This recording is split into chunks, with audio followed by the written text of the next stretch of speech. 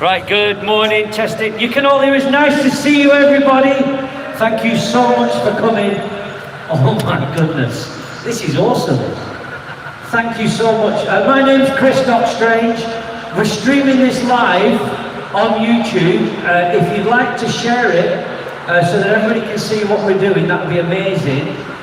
If you notice the QR codes that we've got around the place, all you got to do, I'm not going to talk down to you or patronise you, but if you don't know how to use a QR code, just put your camera phone on and point your camera at the QR code. If you've got an iPhone, the link will automatically come up. If you've got an Android phone, you need to click the little square on the picture with a little dot in it, and that's Google Lens. If you click that, then it'll come up, the link will come up. And once you go through to there, that whole page is full of information, resources or podcasts, the live stream, and if you share that link for us, please, then everybody's going to get to see what we're doing here today, and we really appreciate it, and thank you. Right, so we're going to get started in a minute. Thank you very much for coming, and it's nice to see that everybody's socially distanced. I'm just going to turn the camera around so I can see you, and so that everybody out there knows that I'm not talking to myself like I normally do. Let's see if we can get you on there. Everybody give us a wave. Hey. All right, and as you can see, everybody, we are socially distanced. And there's not thousands, but there doesn't need to be, because this is the start of something new. And we're in a position now where we can show the government exactly what we think of them. All right? We are heading towards fascism, and we cannot allow that. We cannot allow it. We are not going to sleepwalk into fascism. It's not happening. Not on my watch. So what we need to do is show everybody that the smallest thing that you can do actually builds up, and if we all stand together, we can make a big noise. And even though there's only a few of us here now, the next time we do it, there'll be more, and on it goes. And the thing is, if everybody does this in every town in England, it's going to make a noise. And people are going to realise that they're not alone. And we're not alone. We're actually here showing the country that we are united as one. We've got a government that are quite happy to take payments from the Russians. We've got a government that are happy to do someone else's bidding, and it's all about profit. It's all about money. Now, I've been asked to read something because I do ramble, and rather than ramble, it's better that I get the paper out and read it to you. Have we got the music? Is the music cued? Okay. Right, so I'll do my little rambling bit, but first of all, let me find it.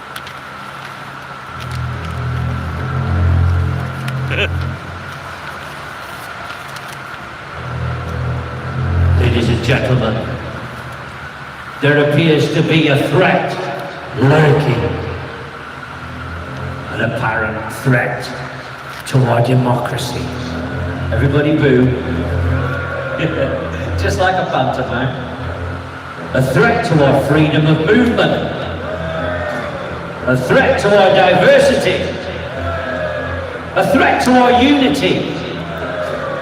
It seems that the threat may be in number 10 Downing Street. Right now.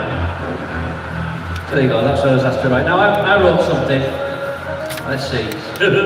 If I rely on my memory, you're screwed. So here we go. This is what I wrote for you guys. Welcome, welcome. Thank you for coming to take a peaceful stand against the corrupt government and their Russian backers. Taking a stand here in Liverpool, the finest city in the north of England, next to Blackburn, where I'm from. I'm kidding. Stop doing. I'm from Blackburn, Lancashire, where the pigeons fly upside down, because there's nothing worth pooing on. Yes, I said it. Pooing. I nearly said the other word, but I held myself back. And when I say pooing, I don't mean liver pooing. Check me out. Strict talking lingo. I'm just not letting them Tory scallies think I'm a woolly back. I am no pullover. I mean pushover, no pushover. and neither are you. That's why you're here today, to show them that you're not a pushover either. We're sick of being lied to. We're sick of losing jobs. We're sick and tired of and yet the Tories are dismantling the NHS. We need a government that works for us. They're supposed to, you know. They are. Oh yeah, but no. They do not. They are sneaky, underhanded criminals who want to take, and give nothing back. No more. They cannot go on with this lie that we'll be better off with a no deal. We had a deal. It was the best deal. Other governments looked all jealous when they saw us. Oh, I wish we had a deal like that. The UK was right there at the main table, making the rules, doing the business. Now, oh no, not now, my dear friends. Oh no. We wouldn't even get the absolute worst deal. In fact, we'd get nothing. And who wants nothing? Maybe a monk. And I'm no monk. Who chooses to lose everything? Did you choose to lose everything? Did you choose to lose everything? No, you didn't. None of us did. The minority that voted didn't want this either. Or say the majority. Who chooses to lose everything? What the flipping heck are we going to do about it? Well, we're doing it now, ladies and gentlemen. We're showing the other people of this country that we do not want to be divided. Because that's what they want. They want us divided. They want us fighting amongst each other. Don't pay attention to what they're doing. We must join together. So what if your Nana voted for the Tories? Maybe she realised the error of her ways. Come on, Nana, join us.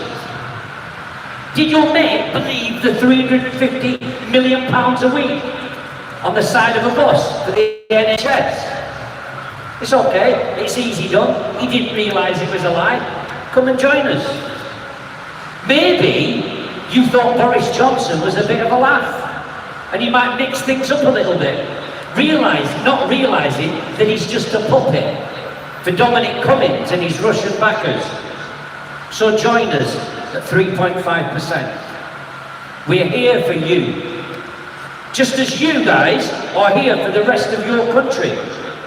Let's show these Tory millionaires and billionaires how honest, normal people can stand up, get up, rise up and be heard peacefully and with love. Because you know these fascists, you know what they really need? They need a hug. They've not had it. They've not had the love that we've had. That's why they're like that. All they need is a hug. And we can't even give them that, thanks to COVID. But what we can do is welcome them with open arms and say, look, we all make mistakes. Join us and let's keep the UK together, a united kingdom. I don't want to be just little England with everybody going off independent, do you? So ladies and gentlemen, remember, no matter what, we will overcome. We will not let fascism destroy the UK. Solidarity, ladies and gentlemen, and thank you for coming to Liverpool. Thank you. Okay. Oh, well. Oh, no. Here we have another doc having a go at old Boris. What are you doing here? Oh, hang on, He's turned the mic off. Leave it on, mate. Come on, I'm not one for silencing the doctors. Don't have him talking to himself. I'll happily. What are you doing here, Boris? Well, you said you were giving out free hugs. I was like, you know me, I like a bit of contact, as it were. Nobody's hugging you, mate. Well, you know, can't say I blame you. I mean, there's a lot of people that seem to have lost trust. A lot of talk recently about me being on the fiddle. I'm not quite sure that's about the money, though. But I thought I'd better address these concerns of me being some sort of wheeler-dealer. I'd hate for you to think that I was some sort of a Del Boy. I know what you are, mate. You're not a Del Boy. Stick the rubles in my pocket. I'll pitch a Brexit with no plan. Cause if you love the Russians and you don't like questions, then Putin, I'm your man. Now where this all came from is a mystery. It's like I'm giving out these contracts to my friends for PPE. But here's the one that's driving me berserk. Why do all these fools think I do work? Come on, laugher!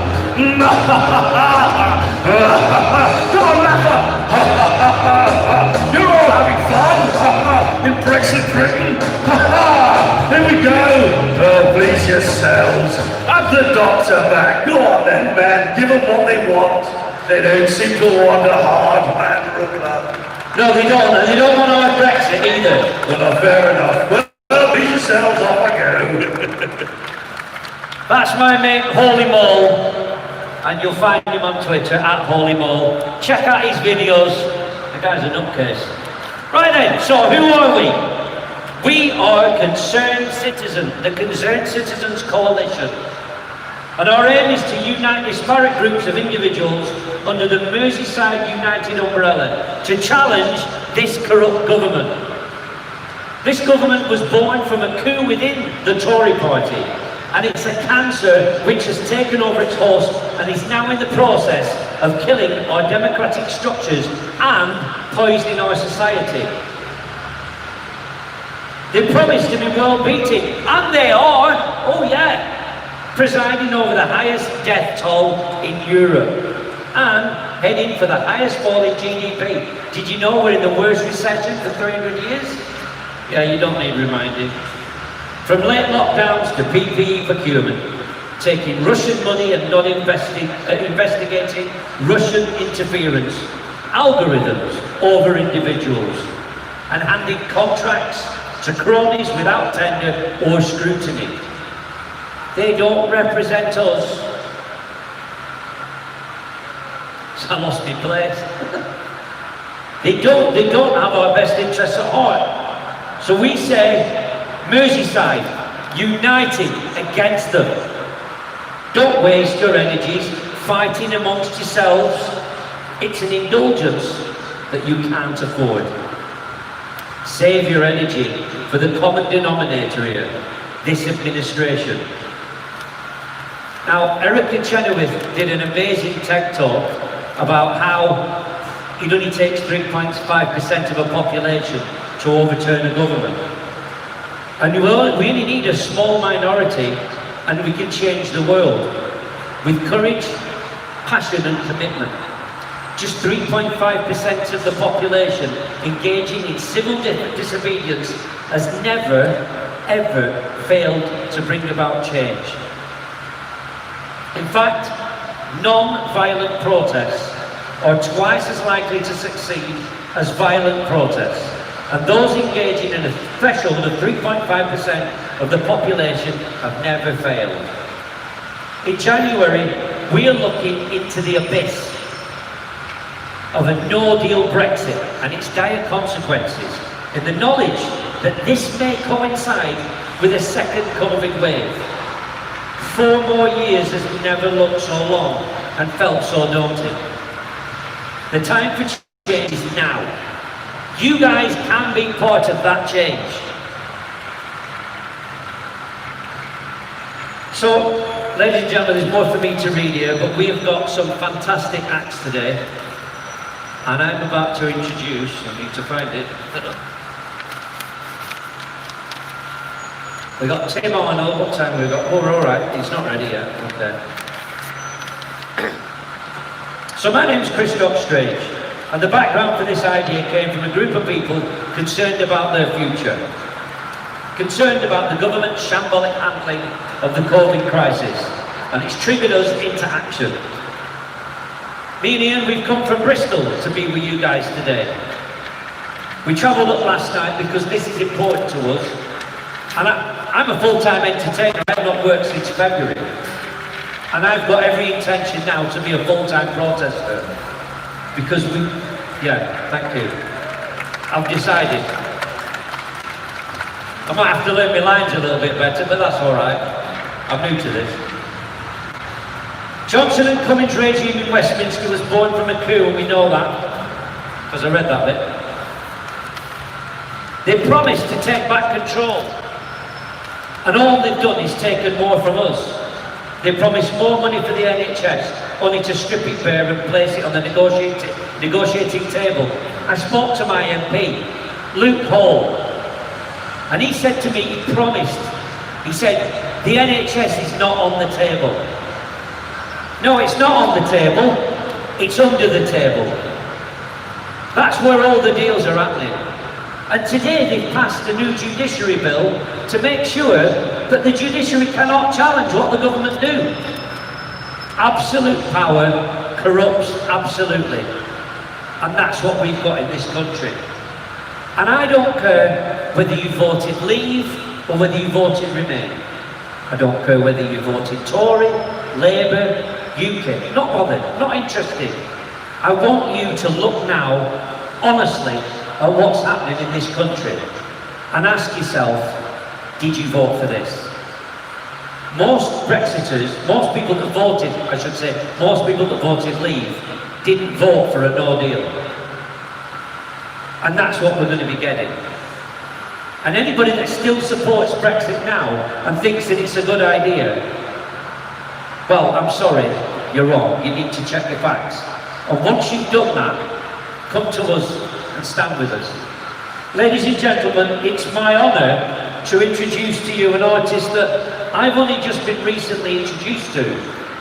About a week ago, I didn't know about this guy, and I watched his videos. I'm very impressed. He's a talented guy, he's got a beautiful voice, and he writes songs with meaning. Ladies and gentlemen, can you please put your hands together and make me feel welcome? Tim Arnold, everybody. Thank you. Thank you, Chris.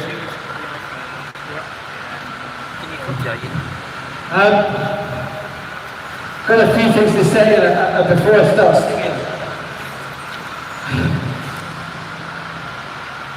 We are all living in extraordinary times, full of both wonder and fear. When it comes to the things we fear, I am not an expert. So let me talk about the things that we do not require an expert opinion for. You don't need to be an expert to understand that people whose job it is to look after the rest of us need to be looked after themselves. People who work overtime to make sure we are taken care of need to be paid properly. And we've got another microphone. There you go. Thank you, Chris. But lastly, people who give their loving, unconditional care to other people need more than applause once a week. I wrote this song about the first frontline NHS workers to die in this country because of the ineptitude, corruption and incompetence of our government. The song is a warning for people that abused their power with no love. And it's a requiem for people who used their power with a lot of love. It's called Change of Systems.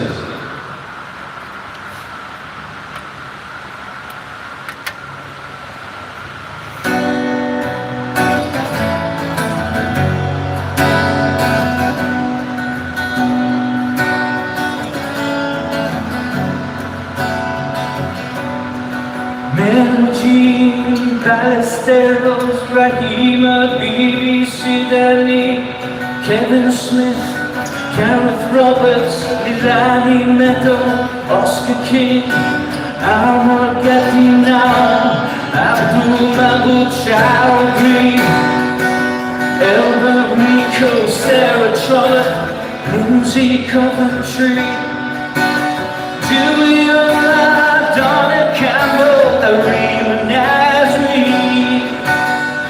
of swelter, citation, hide the Glen. Isn't that enough? Names to make a difference. Isn't that enough to end your game? Isn't that enough? Shame on you to listen. Isn't that enough to go out and change the system?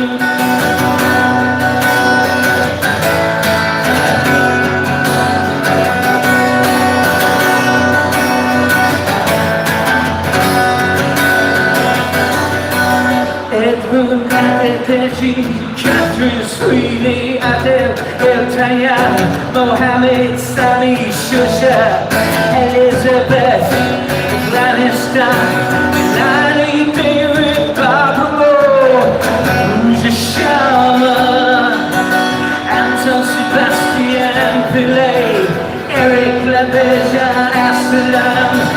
Isn't that enough? Names to make a difference. Isn't that enough to win your game? Isn't that enough? Shame on you to listen. Isn't that enough? Oh, never change the system. Oh,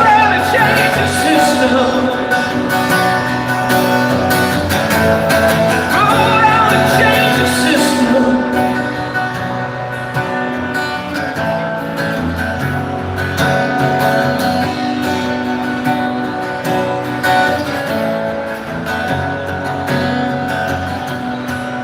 John Alagos, Rebecca Mack, Fayez Ashaki, Elsie Sazu, Janice Graham, Jitendra Rathod, Emily Perugia, Alice Kintan Ong, Amy O'Rourke, Alpha Sadu, Thomas Harvey, Carol Tomato. Isn't that enough? Names to make a difference. Isn't that enough to win your game? Isn't that enough? Shame on you to listen. Isn't that enough? Go out and change the system. Isn't that enough? Names to make a difference. Isn't that enough to win your game? Isn't that enough? Shame on you to listen. Isn't that enough? Roll out and change the system. Can you sing it with me? You guys got the words? You must have. You're from Liverpool. Sing it with me. Isn't that enough? Names to make a difference. Isn't that enough to end your game? Isn't that enough? Shame on you to listen. Isn't that enough? Roll out and change the system. Isn't that enough? Names to make a difference. Isn't that enough to end your game? Isn't that enough? Shame on you to listen. Isn't that enough to roll out and change the system? Thank you. Thank you, Tory. That was awesome. I'm welling up here. So, ladies and gentlemen, we've got the sunshine in Liverpool. Yes, fantastic. I might have to take my thermal knickers off there. Sorry, underpants off. So, yeah, it's nice that people have bothered to come out, and what we're trying to get people to do and realise is that all you've got to do is make a little effort. And this little effort doesn't have to be too much effort. It can literally be a little bit. And that's why, being the 3.5%, a small amount of protest, a little bit of civil disobedience, if it's done by everybody, it can become massive. And all we have to do is simple, tiny little things, whether it's writing 3.5% on a wall in chalk. Oh, that's naughty. Oh, I'm a vandal.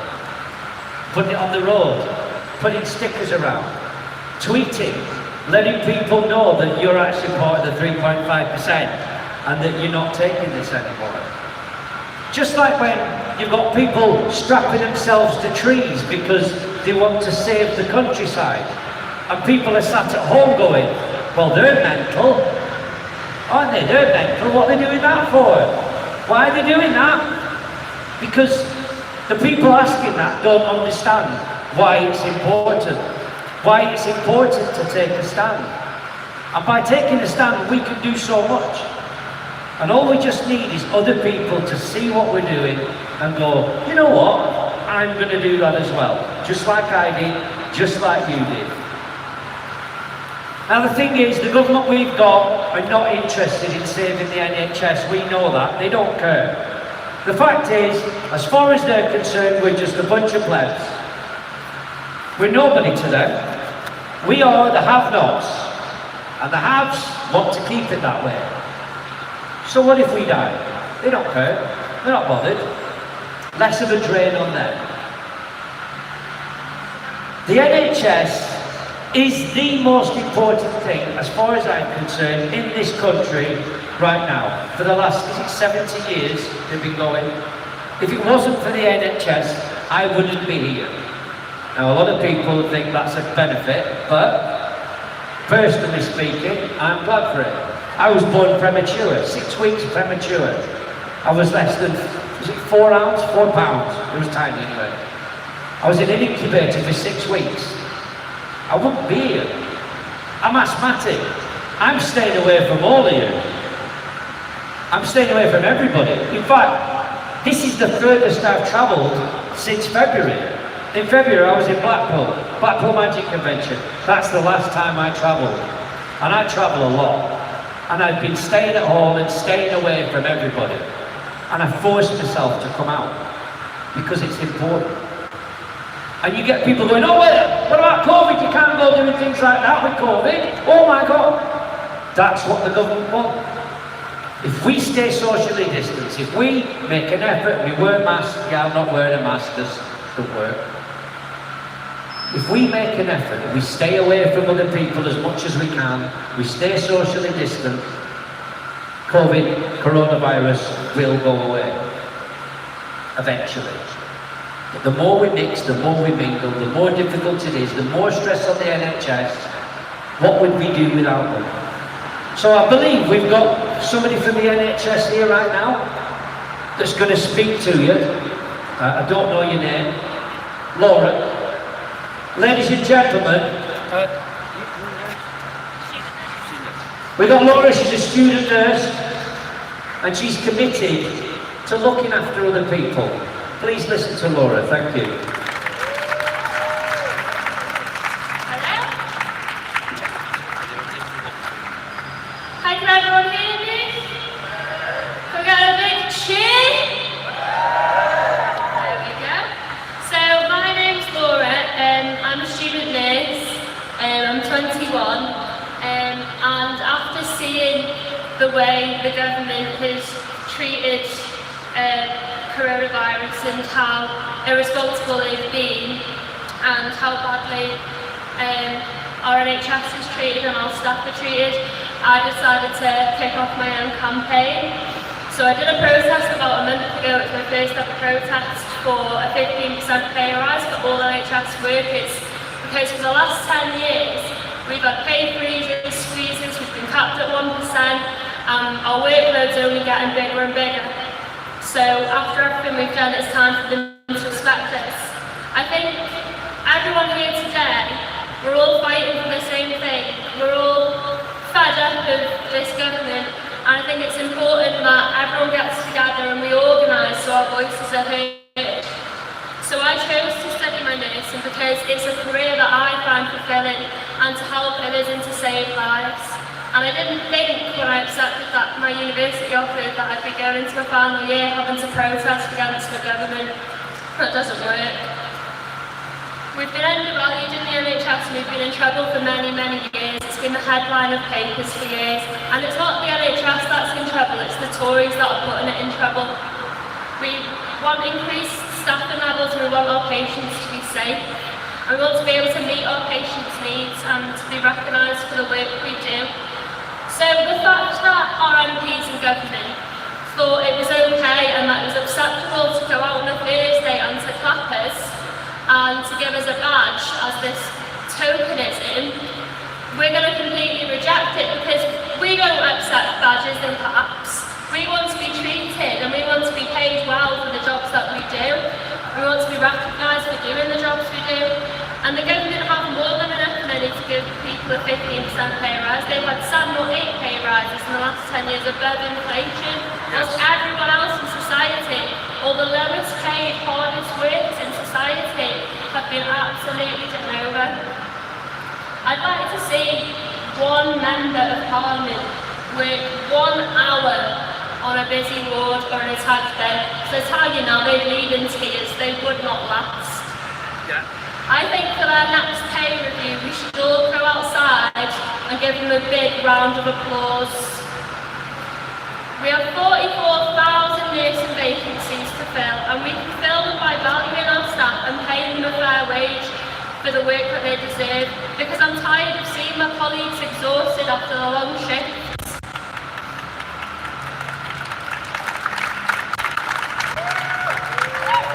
I'm also tired of seeing patient safety compromised, and I'm tired of having to run around the hospital, leaving wards with even less staff, just to chase up equipment that we don't have because it can't be replaced because there's no funds to replace it.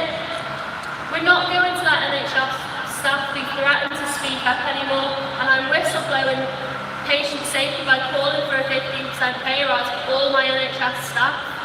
And our unions are going to listen to us because we're not going to stop. They need to empower their members and organise and campaign and lead the way. And our unions will initiate a ballot for industrial action so we can get our fair pay. So I have the Facebook group Liverpool NHS Workers Say No, so if anyone wanted to show solidarity and join, it's Liverpool NHS Workers Say No on Facebook and at Liverpool NSN on Twitter. I am doing a protest next Saturday on the 12th, which will be here. And just like imagine the power, so there's 1 in 20 people with the NHS, so imagine if you could get thousands of healthcare professionals politically active, and we can talk about corruption of the government, we can speak up about climate change, we can speak about housing as a health issue, and healthcare is the left's strongest issue, which is why you should all support it. So thank you for listening, thanks for everyone coming out today, and thank you because every one of your voices count.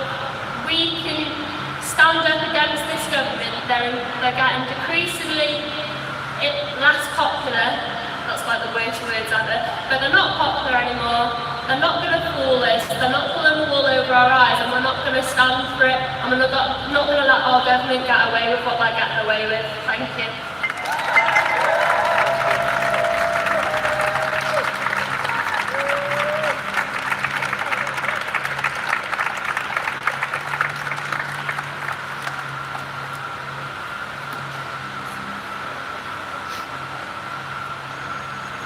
I don't want to have to hear that. I don't want to have to hear that kind of thing when you've got people struggling to save and they're not being paid, they're not being supported. And we've got a government that are playing with people's lives. It's wrong, it disgusts me. I struggle sometimes to sleep at night.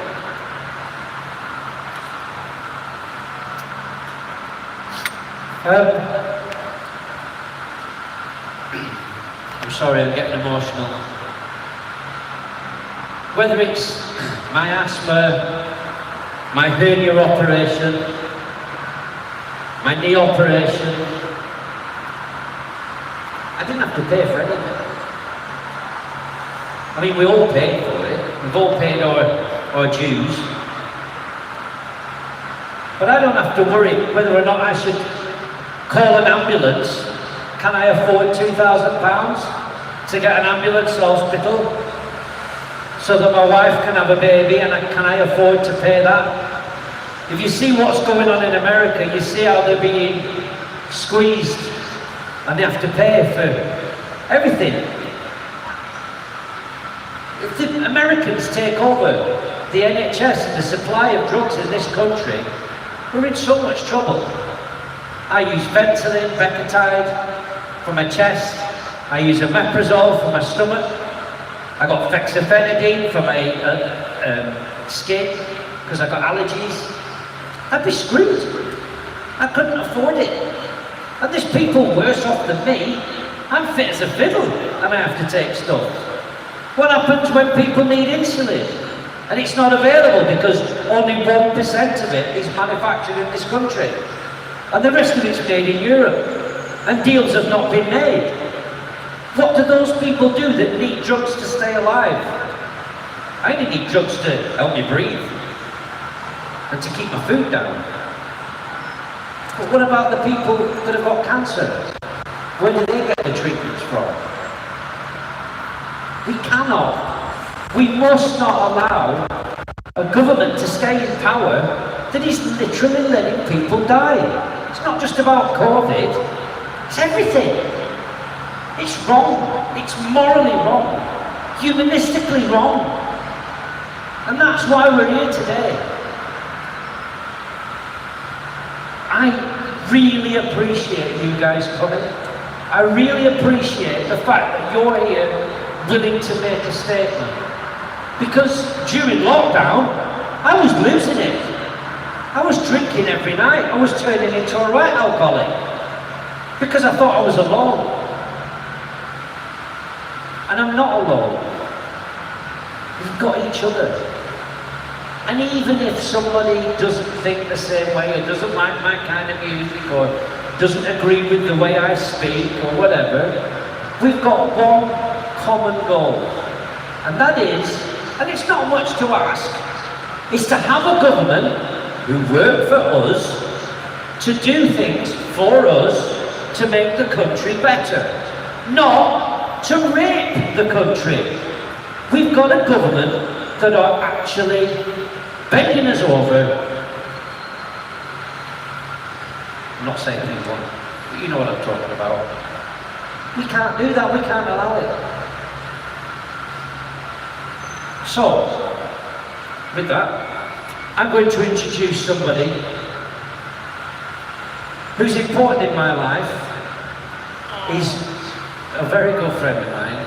We met each other doing an anti-Brexit show. We've done 2 of them.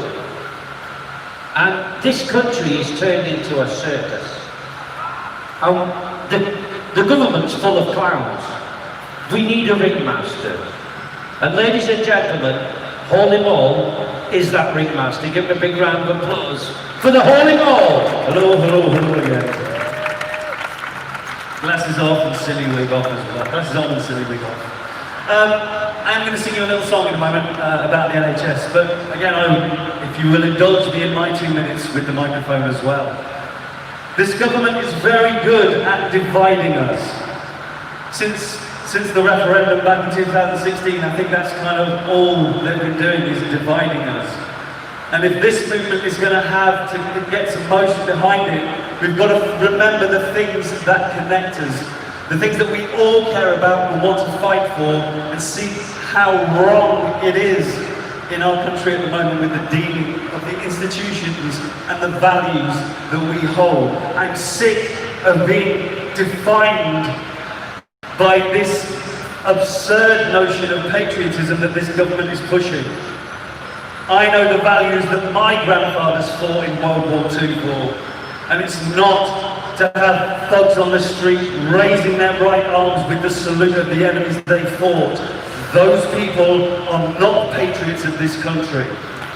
And I am sick of it, and we are claiming back the Union Jack because that belongs to us, not to Nazis and fascists claiming to be our representatives, to be the thing that we hold dear. No.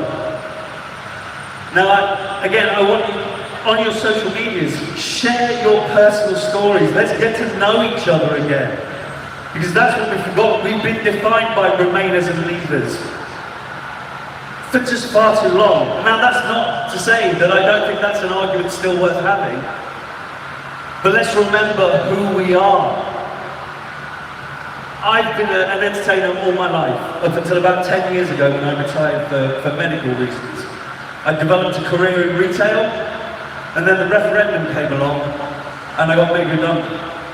And I had then a series of temp jobs, and jobs that were half of the salary that I had before, and I've just been made redundant again. And I'm looking at the job market going, where do I fit in as a middle-aged man? I've got loads of experience, and I can't find a job. So how is a 17, 18-year-old just leaving school going to find a job without the experience I have? Because I don't believe they're picking up the skills they need for the growing economies. Our opposition parties need to start fighting for the things that are important to us. Stop fighting for industries that no longer have relevance in the world and our society. Stop telling our kids that they've got to go down old traditional paths when we have such a bright economy in entertainment, in IT, in computer game design, things like this. Let's put some money where it belongs. Let's start educating our kids with the skills they need. But I've rambled on about that sort of stuff long enough, but I'm actually here to talk about the NHS. Because every single one of you, I guarantee, has been touched by the NHS in your lifetimes. I mean, for me, the thing that I will always hold dear for the NHS is the day that I got the diagnosis, my mum had cancer. Stage 4 cancer, brain and lung. We knew nothing about it. We took her in for thinking she had vertigo. And they gave her 48 hours to live. Thanks to the NHS, we got 6 months. Now, cynics might say, well, yeah, what, 6 months? But 6 months is time to make your peace. 6 months is time to say everything you need to say. Do not let them take this away from us. We all need it. You can't rely. We've seen in America, if you rely on employment healthcare, what happens when something like COVID comes along and wipes out 10 million jobs? That's then 10 million people without healthcare. You can't rely on your employer to look after you. It is the job of the state to care for us. And they are failing in that duty, and they are betraying us by shirking responsibility for that duty. Thank you. If you just grab a drink of water and then you see.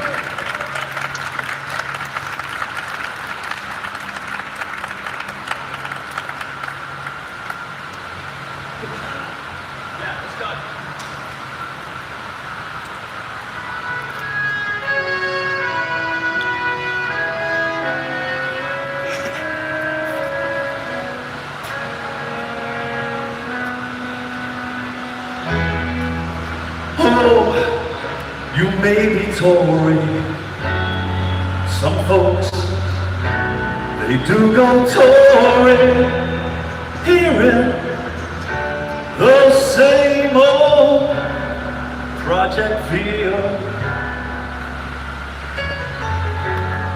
Instead of going Tory, try to save the NHS.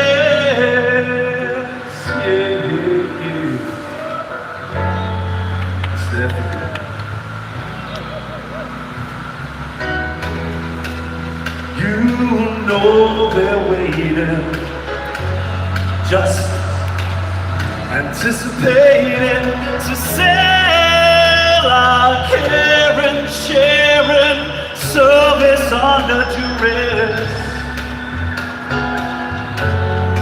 While they're there waiting, fuck them. Try to save the NHS. It's what you gotta do, 'cause it's there for you.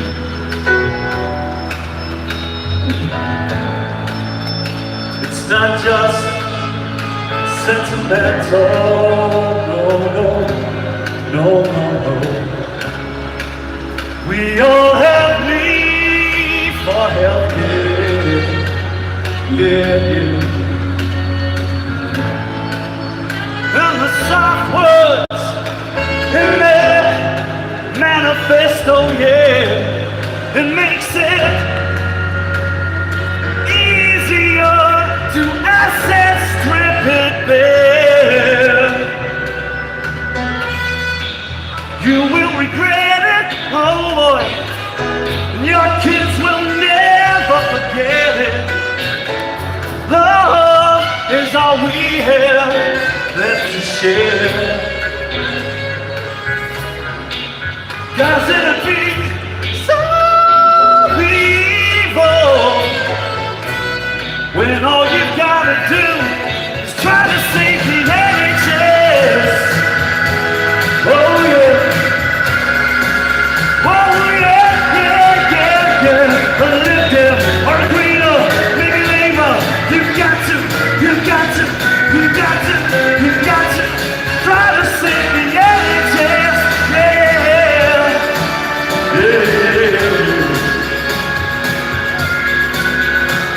A leaver, a remainer, environment campaign has got to, you got to, you got to, you got to join and save the NHS.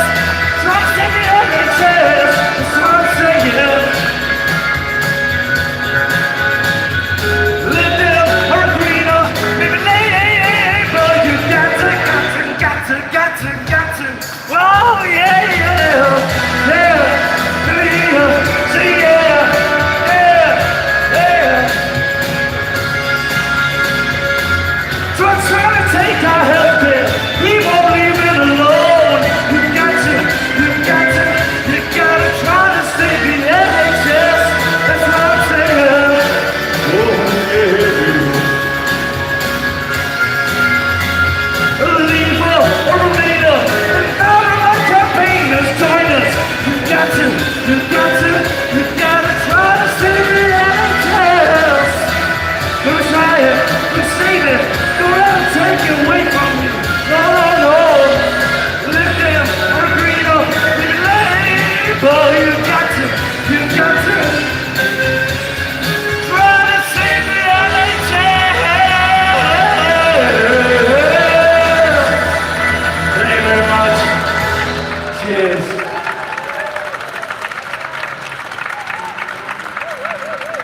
Oh my goodness. That was awesome. I have to put up with this all the time, and he has to put up with me. Give him another big round of applause. Come on, Ollie Ball. Flipping it. Honestly, I look at this guy all the time and I think, I don't know how I've managed to get away with being an entertainer for all my life. I'm in my 50s now. I know you don't believe it. And here I am now looking for a new career.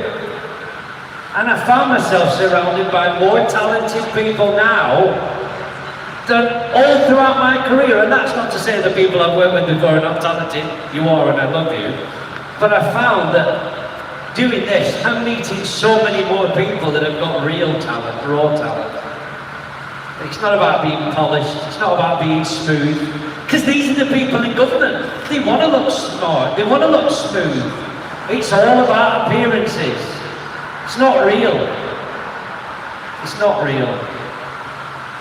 And we're in a state, and I think that we've got hope now, because we're not alone. So we've got to do another introduction. I've got it written down on a piece of paper, because otherwise I'll carry on talking rubbish. Ladies and gentlemen, I'd like you to welcome somebody that's proper clever, who actually knows what he's talking about. Not me, talking about stuff I've read, talking about somebody that actually knows. So ladies and gentlemen, can you please make lots of noise, make a Merseyside, Liverpool, cheering, laughter and clapping and all kinds of noise for Professor Bentel about democracy. Give her a big round of applause, please. Thank you. Thank you. Can people hear me? Okay. Right, it's a huge privilege to be here today that have been asked to talk. I'm actually going to talk about the threat to our democracy. I should say, this is in fact the first political speech in my life. I'm a scientist by training. I'm used to standing up in front of academics and other professors, and to be honest, compared to that, this feels, in a way, bloody terrifying. But I'm here today because I've got to be here today. I've got to be here today to warn you about the danger, the very great danger which is facing this country. When I speak about this danger, I'm going to say something about our past. I'm going to say something about our present, and I'm going to say something about our possible futures. In what follows, like other people before me today, I'm afraid I will be using the F word here and there, because at this moment in this country, a dark spectre is rising above us, a spectre which we thought had been slain. And that spectre is fascism. So first, a bit about our past. 75 years ago this year, our grandparents defeated a great evil that consumed the planet in flames. In May of 1945, Germany surrendered. And then in August the same year, after 2 atomic weapons were dropped on the cities of Hiroshima and Nagasaki, Japan capitulated. Estimates of the number of people who died in that conflict vary, but they're generally thought to be around 60 million people. That's 60 million people who died, of which about 3/4 were actually civilians, and only about 1/4 were military personnel. At the war's conclusion, the British men and women who took part believed that they had killed off fascism forever. Overwhelmingly, they look forward to a peaceful and prosperous future. In the general election of July 1945, they voted in their droves to reject the undoubtedly still respected wartime leader Winston Churchill, and instead elected a Labour government led by Clem Attlee, which promised to deliver the welfare state foreshadowed in the Beveridge Report of 1942. Now, I'm sure you're aware that the welfare state was not the only progressive consequences born out of the ashes of Europe. I actually once knew an RAF Bomber Command Pathfinder pilot who flew many missions over Germany. He was actually the second youngest wing commander in the RAF, and he was awarded the Distinguished Flying Cross twice for bravery. Before he died, he told me, in a sort of slightly kind of reluctant, sort of hesitant sort of way, that he supported Britain's membership of the European Union. Why? Because he'd seen that the alternative was misery and death. Edward Heath, for example, took the same view. Apparently, he found himself at the age of 19 trying to kill other 19-year-olds and thinking, there's got to be a better way. Similarly, Churchill, towards the end of his life, advocated a United States of Europe.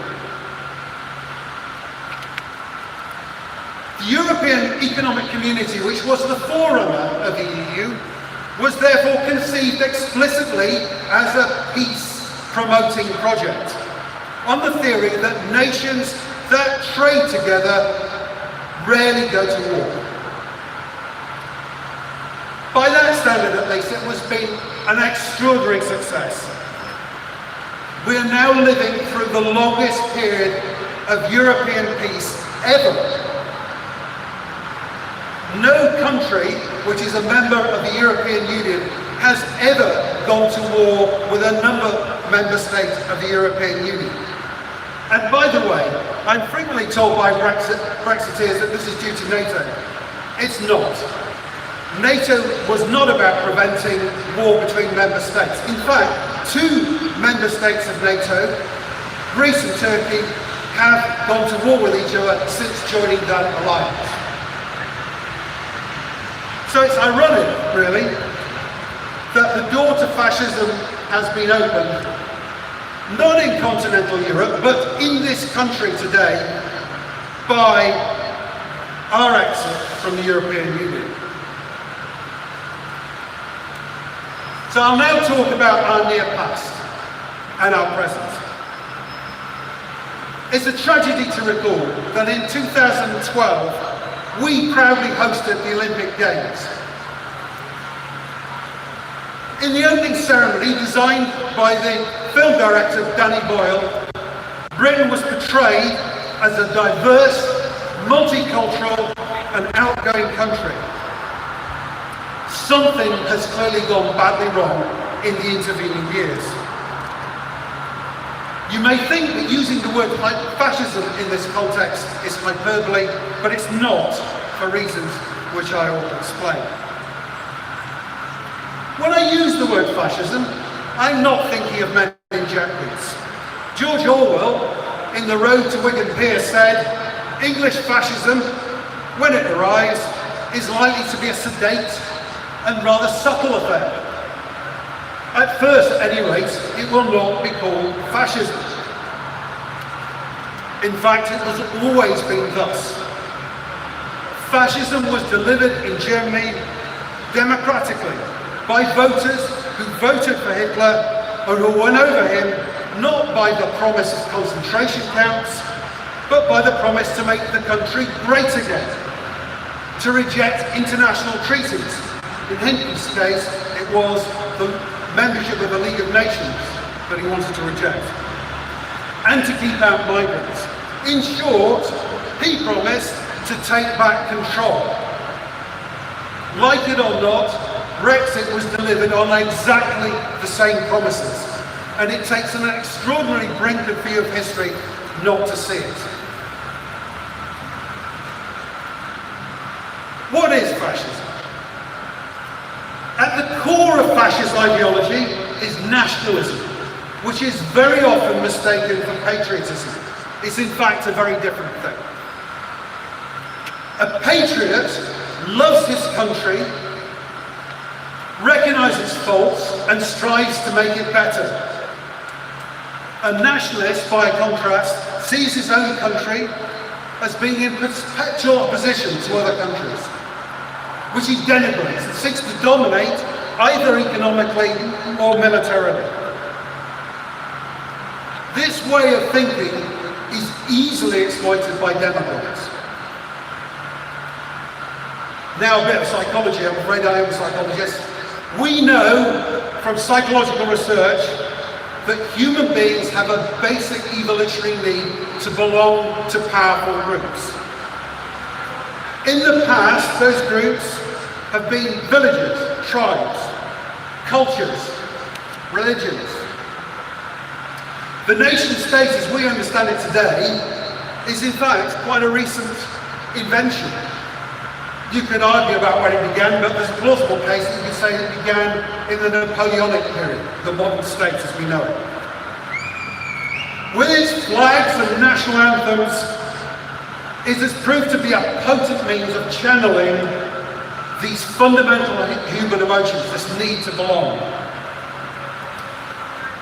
These emotions are not always bad. They can, for example, lead us to care for those who are close to us.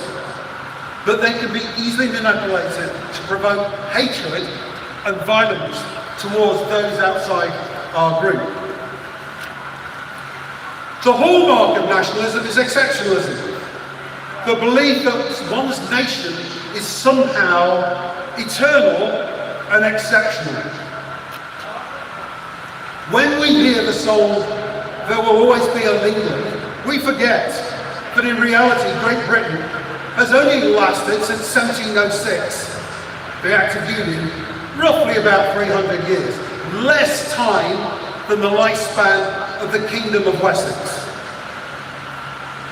When we're told that Britain can be global Britain, we forget that Germany, Japan, France, and many other countries have equal claim to be global. We forget that we are a modestly sized country that is modestly rich. Nationalists like to claim that in terms of GDP, we are the 6th richest country in the world, but that is an entirely misleading figure. The correct way of measuring wealth is per capita GDP. And on that measure, we come about 30th. We are a modestly sized country, modestly wealthy. Because fascism thrives on nationalism, it needs to explain why a country that should be great isn't great. Scapegoats are therefore an essential part of fascist ideology. Hitler was fortunate, and the rest of us were very unfortunate, that he had a ready scapegoat to hand.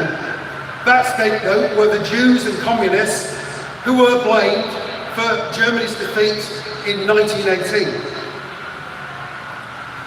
Today, in the mythology surrounding Brexit, the European Union, of course, is itself the scapegoat.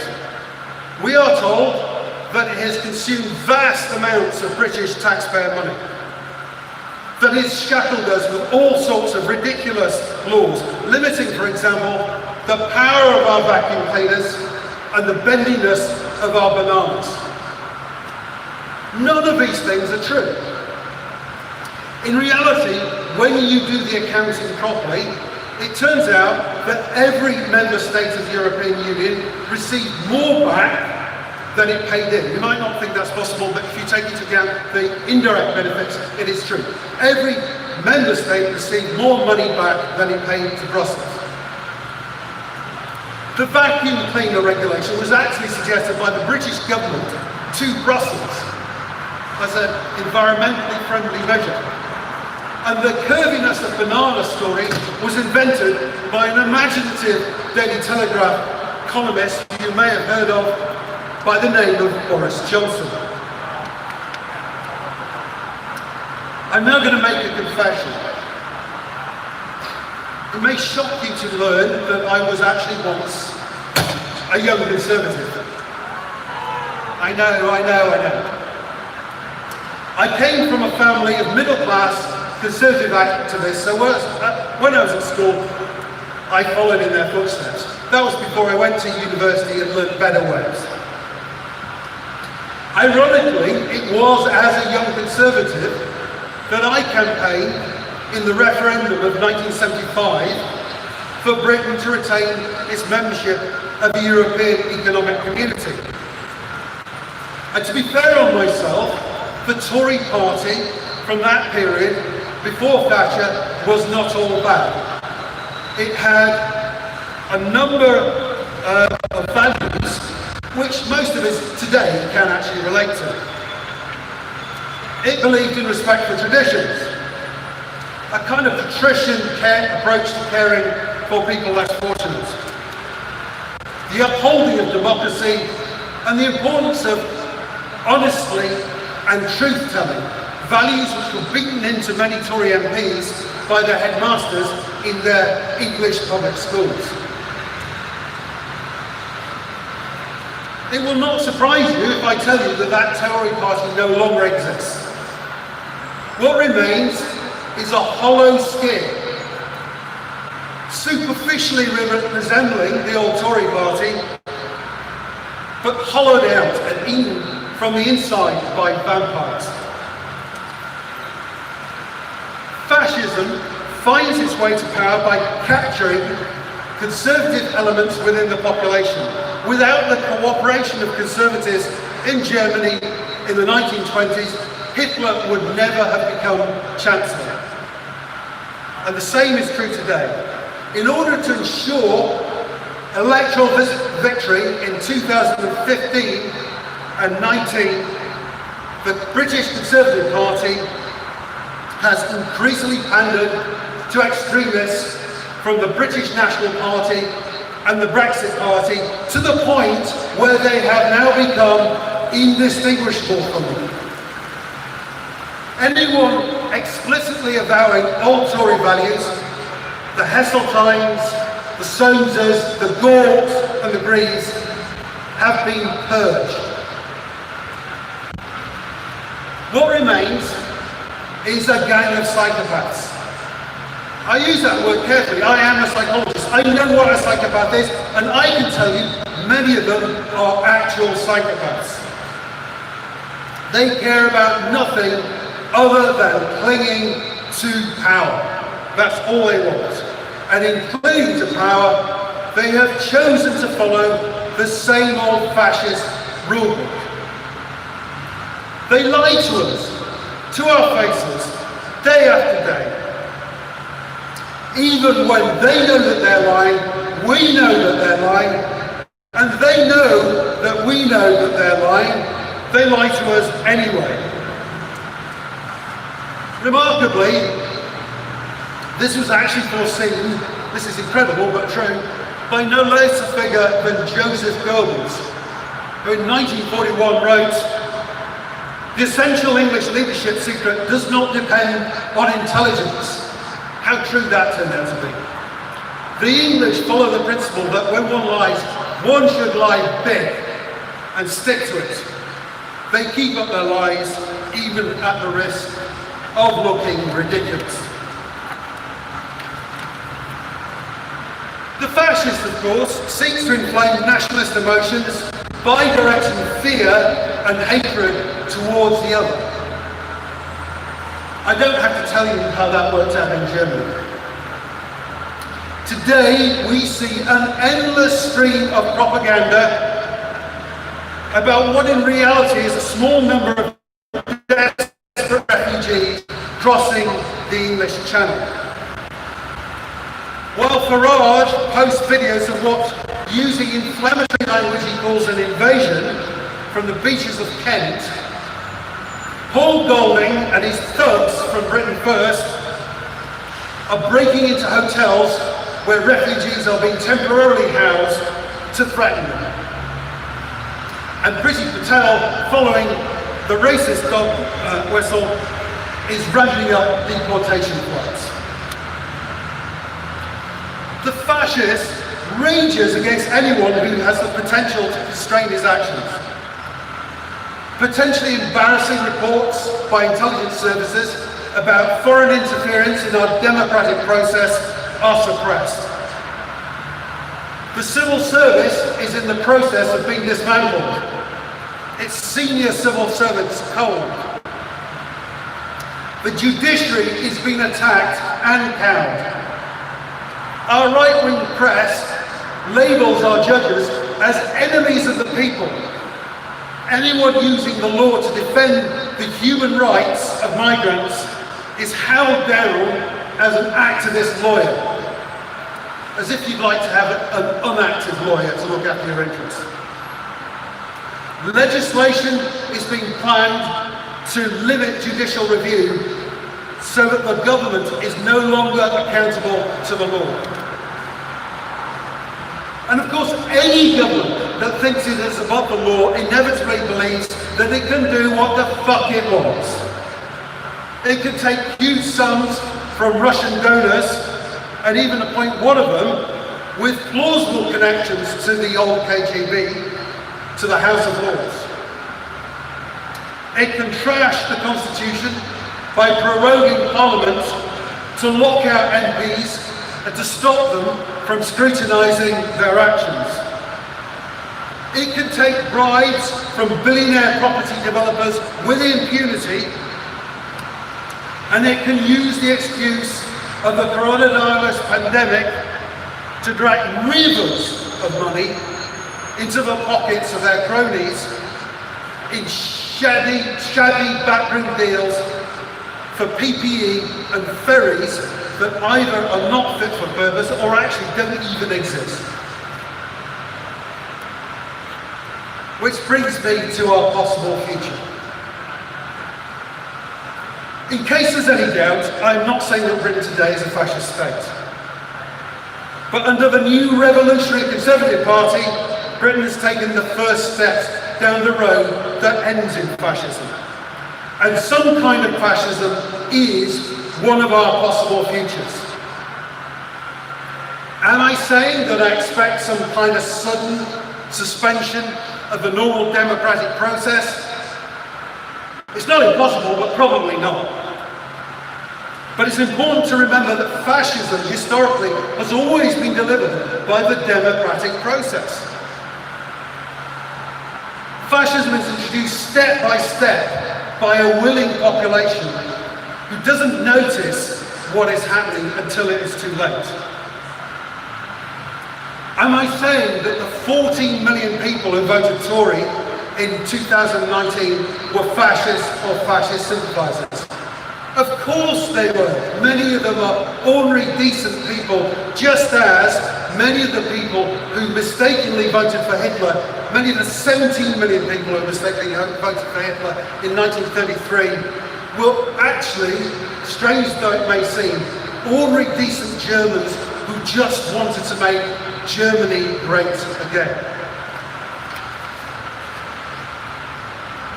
What I'm saying is that seeds of fascism have been sown in this country on these shores, and we must worry about what lies ahead. At some point, early next year, in January probably, the Brexit juggernaut to which the Conservative Party has tied its fortunes will hit the rocks, and the consequences will be catastrophic, particularly if this coincides with a second wave of the coronavirus pandemic. And the scientists I know who are working on coronavirus tell me that it's very possible, by the way. And if there's a spike of unemployment as a consequence of the first wave, even if Britain does a minimal deal with the European Union, the government will be spending, this is incredible to say, the government is spending billions of pounds to create processes which will make it more difficult and more expensive for us to trade with our nearest and largest trading partners. There are likely to be vast queues of lorries at the border. You will actually need a permit just to take a lorry into Kent. Revenue streams for industry and agriculture are likely to dry up. The pound will fall and the prices in the supermarkets will rise. What will the Conservative Party do at that point? That's what you need to ask yourself. What will they do at that point? Do you think they're going to come in front of you and say something like, "Sorry guys, we made a big mistake"? I think not.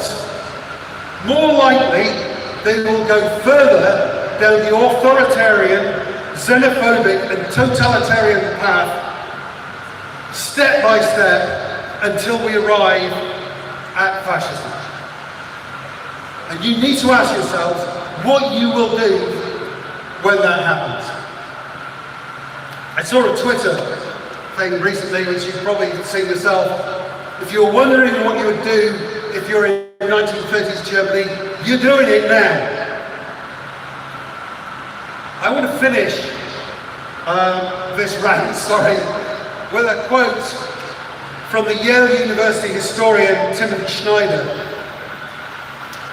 Schneider's short book, actually it's more like a pamphlet, on tyranny, 20 lessons from the 20th century, is essential reading for anyone who is an opponent of fascism. Schneider says, democracy failed in Europe in the 1920s, 1930s and 1940s, and it is failing not only in Europe, but in many parts of the world today. It is that history and experience that reveals to us the dark range of our possible futures. A nationalist says it can't happen here, which is the first step towards disaster. A patriot says that it could happen here, and we will stop it. Thank you very much. Ladies and gentlemen, thank you very much, Professor. Professor Bento.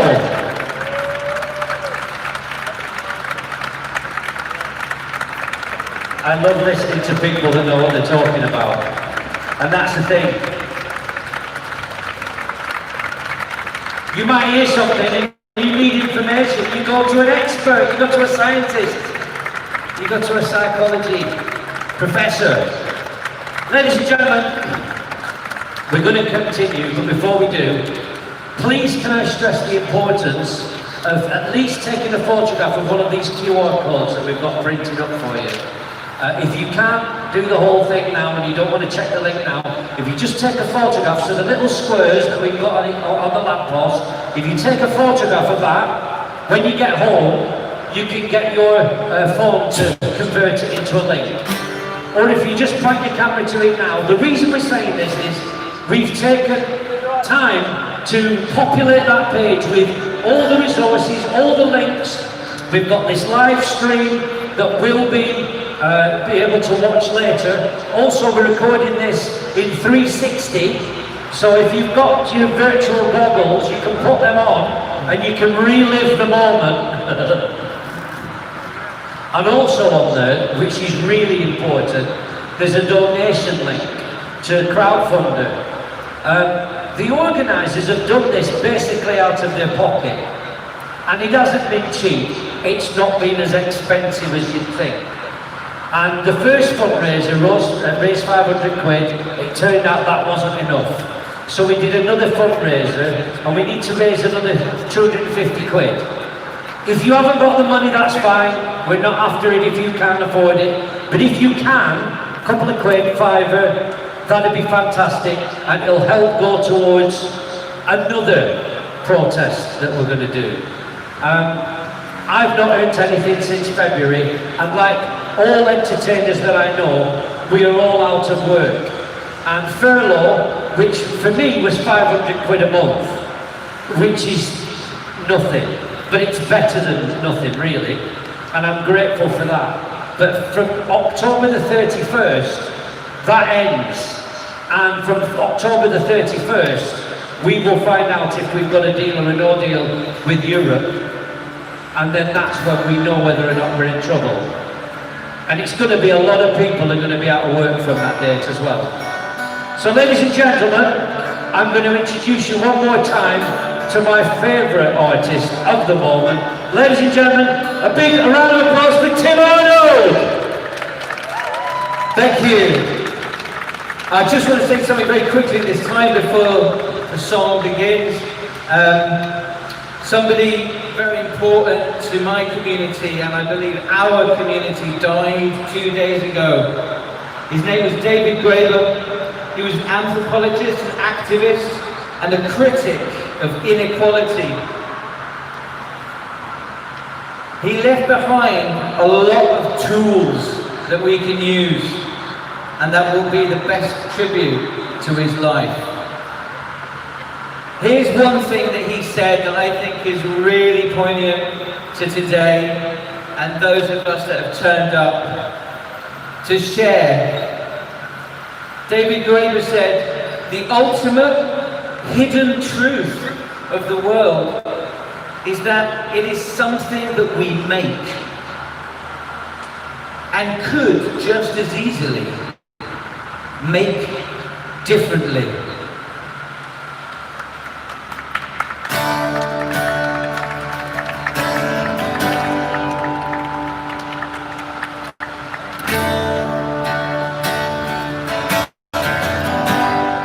You know the words of this one. Imagine there's no heaven. It's easy if you try. No hair below us, above the solar sky.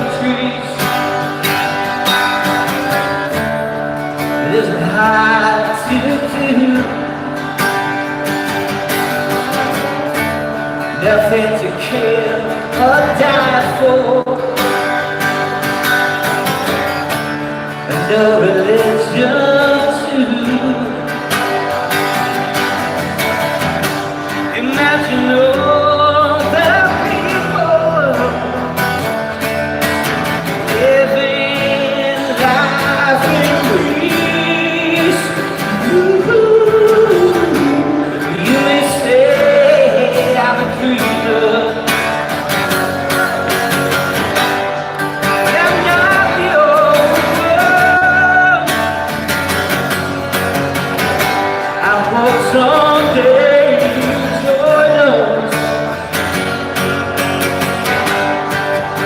Well, there's one. Imagine no possessions. I wonder if we can. No need for greed or hunger. A brotherhood and sisterhood. Oh man. Imagine all the people sharing all the world. You may say I'm a dreamer, but I'm not the only one. Hope someday you join us, and the world will live as one.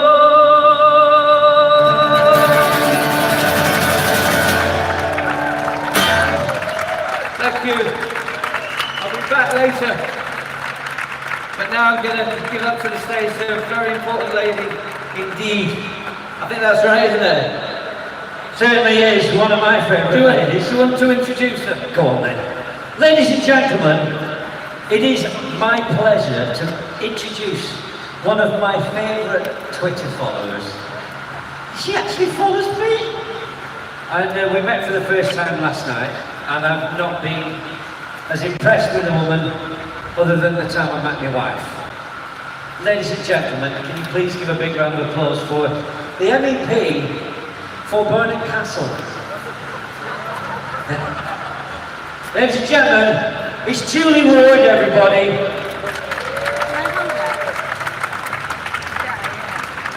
Okay, thank you very much. I should just be really clear there.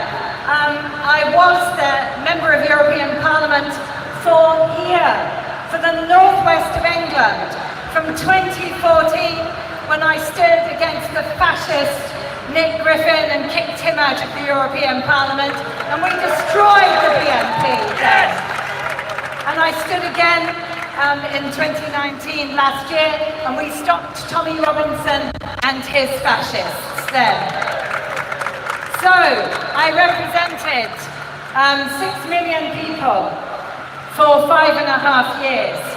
And I made many, many speeches during that time. Speeches at rallies, speeches in the European Parliament. I met presidents, prime ministers, foreign ministers, ambassadors, visiting dozens and dozens of countries all around the world as a proud British politician. But I'm here today to tell you a very personal story. And it is a story about Barnard Castle. And it is a story about why I'm not moving on until Dominic Cummings has gone. Why is that? Because I ended up living in lockdown with my 90-year-old father in the town of Barnard Castle, which very few people had even heard of until Dominic Cummings decided to go and get his eyes tested. Well, that very weekend, it was Easter weekend, and I had said to my father, we are not going to be part of the problem, we are not going to be super spreaders, we will be super preventers. We will set an example.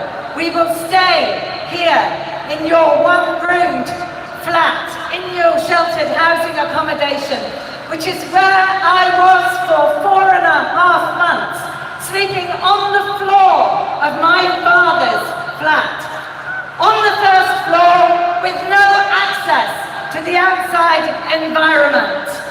I said, we are staying here, We will be part of the solution. We will not infect other people.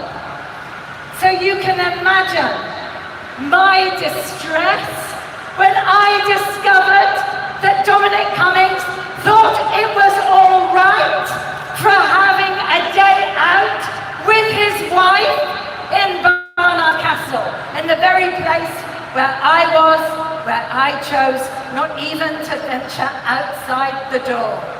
I was furious, and my 90-year-old father, who had never before written to his MP or councillor, he was in the RAF, by the way, so he is somebody who fought for this country.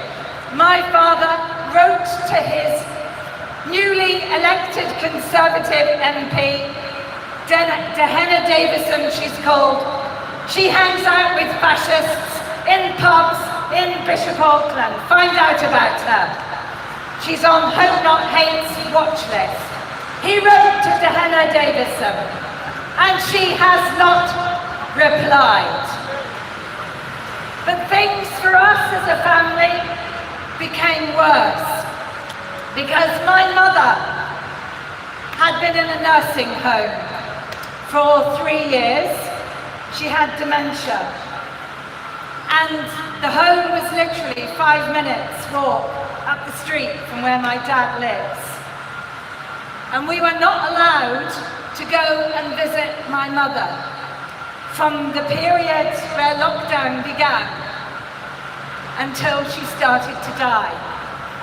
And at that point, on June the 11th, we received a call from the nursing home to tell us that we should go and visit my mum. 5 days later, she died. I'm glad I had 5 days with her.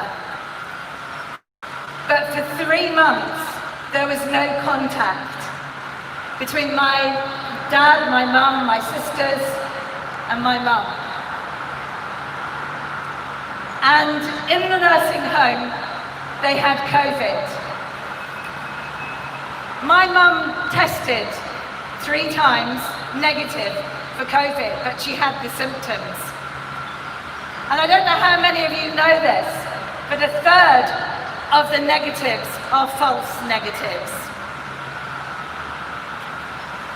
But my mum's deterioration was largely because of the separation, of the fact that she couldn't understand what was happening around her. And my father's not being able to be with her has also meant that his life has really deteriorated.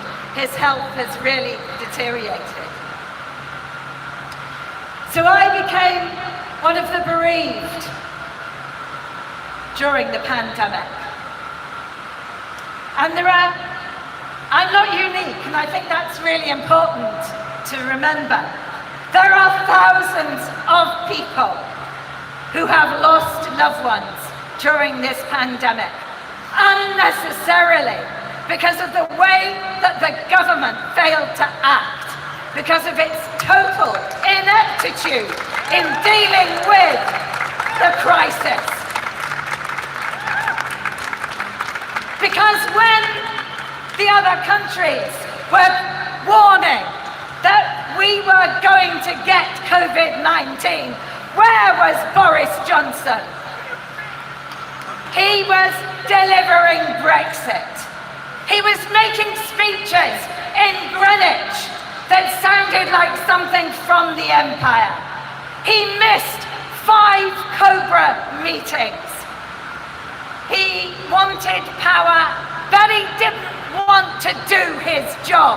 He's a part-time Prime Minister.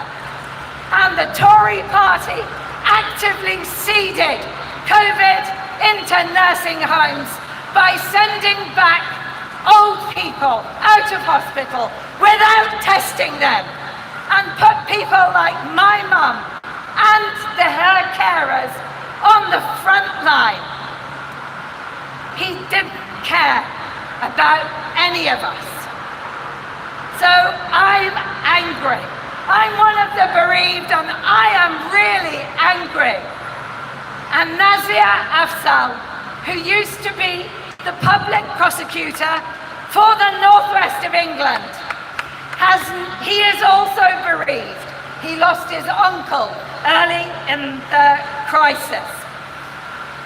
He has got together with other bereaved people, and they are trying to pursue a legal case against the government for their failure to take care of its population. And Dominic Cummings' visit to Durham and to Barnard Castle is part of that evidence, because it was one rule for them and one rule for the rest of us. And my father and I obeyed the rule. We looked out for each other and for everybody else, and for the workers in the NHS and for the carers. But the government, the people at the heart of the government, thought they could do what the hell they liked. Well, we're angry, and we're not moving on until Dom is gone and until this government is out on its arse.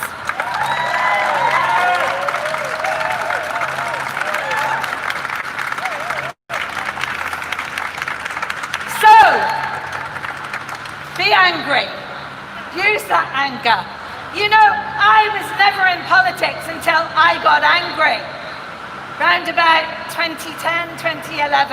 I got very angry. I got angry about the lies that the Daily Mail and the Daily Express were telling about my friends in Europe. I got really angry about that because I'd been working across borders with young people on peace projects, and I knew that the EU was a peace project, and I knew all about the opportunities it gives to our young people, and I was furious with the lies that were being told about my citizenship as a European, and I'm still angry about that. We all need to be angry about the lies. We need to be truth tellers, but we need to do what Claire's done. And so I salute you, Claire, and I salute the young nurse who was speaking here before. I salute all of you who decide that you will stand up, make a stand, and take the empty space. Because what Mr. Bentall said is true. The fascists win by using democracy to undermine democracy. When we say, oh, politicians, they're all the same, so we'll stay at home and we won't vote, that's not what the fascists do. They rub their hands. They love it when you stay at home and when you don't engage and when you say politicians are all the same, because they have a plan. Well, we're on the march again. In fact, we never stopped, did we? We were still talking to each other and organising using social media. And now we're allowed out, and we're going to be socially distanced in our campaigns and our protests. We are even more angry than before. So use that anger, claim that empty space, and let's keep remembering all the people who lost their lives needlessly during this terrible time. I remember somebody from the SAGE group, the people who are advising the government, saying it'll be a good outcome if 20,000 people die. Well, we are nearing 50,000 and counting. And there probably will be a second wave. And we know who's responsible for that.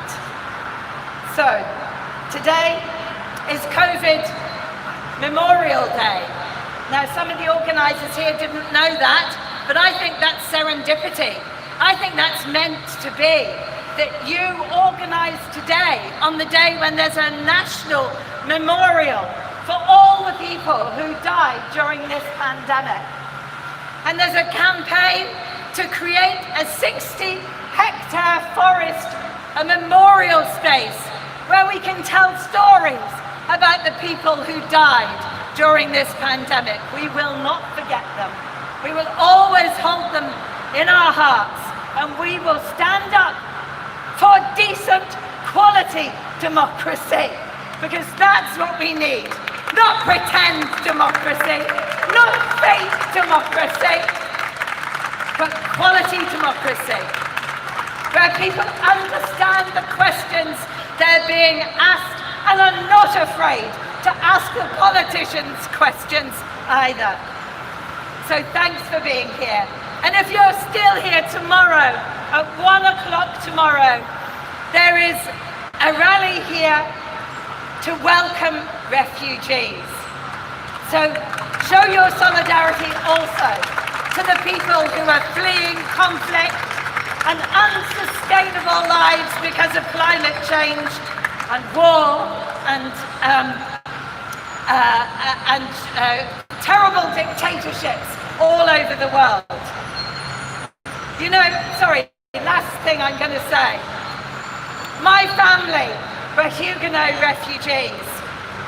We were part of the first wave of refugees who came to the UK in the late 1700s, fleeing France.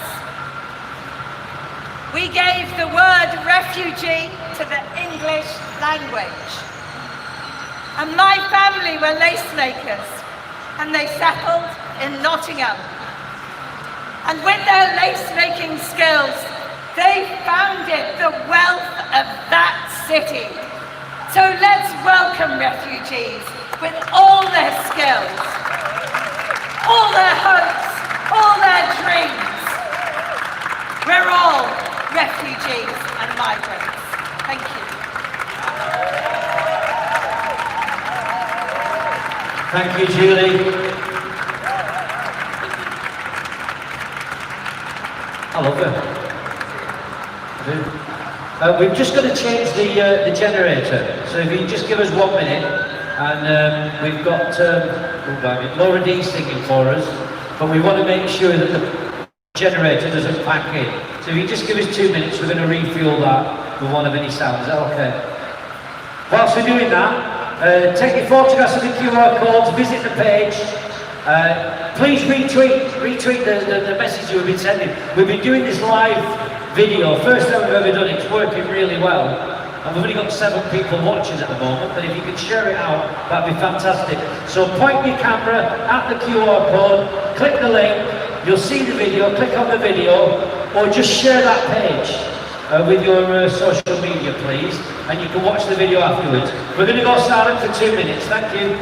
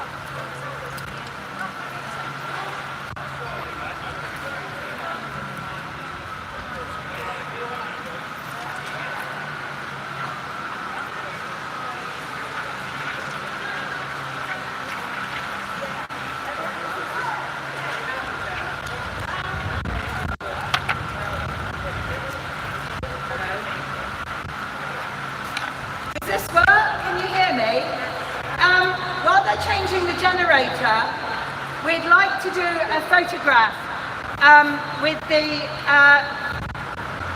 socially distanced photograph with the placards and the Dominic Cummings masks and everything else. And we could do it on the steps here, and it would be absolutely fantastic if you'd all come up, and we'll do the picture now while we wait for the generator to be changed. And it's particularly great for me because I'm not the MEP for Barnard Castle, but the people of Barnard Castle think that I am, which is pretty good. And I've been writing lots of letters in the local paper. So what we're doing here today will end up in the Teesdale Mercury on the letters page. Apparently the newspaper is owned by Lord Barnard, and he refused to cover Dominic Cummings' visit to Barnard Castle, despite the fact that it was on the world news. So the letters page became very important.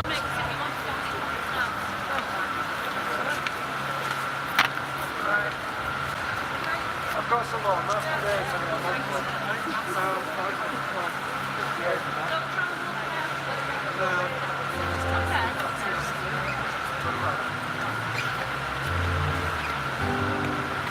Do you want a mask? Anyone else? Anyone else want a mask?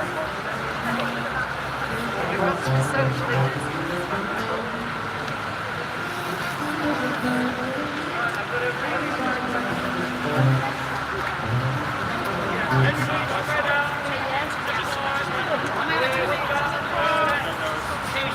This is really important because otherwise we'll be criticised. You can spread out as much as you like. I can get you all.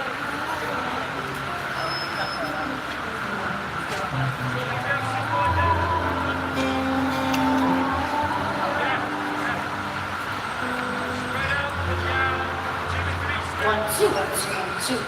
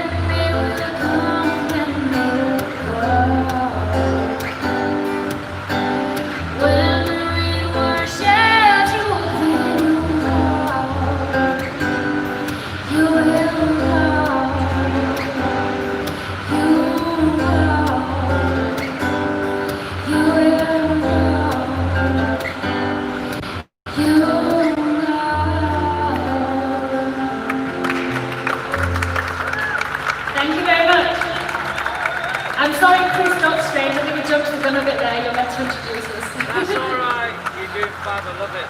We're the free meal anyway. I'm going to sing a gospel tune for you next. Glad to be here, by the way. Our first time in Liverpool. Glad to be a part of it. This is a gospel tune by Curtis Mayfield.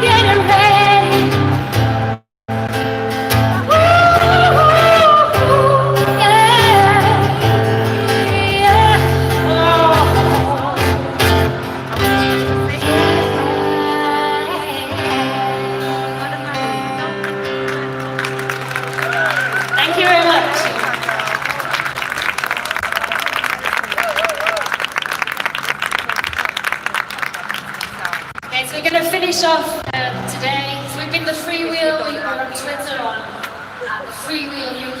If you want to connect. This last song's by us, and it's about a relationship. It feels kind of appropriate to about a toxic relationship that this government's been a toxic. So this is called Time to Say Goodbye.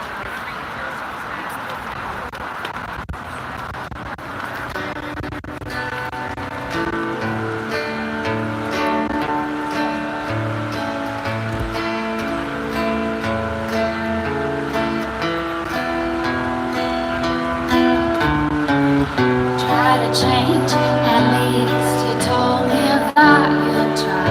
But here we are again. Why not say goodbye? A sharp Sorry. words feel like daggers to me.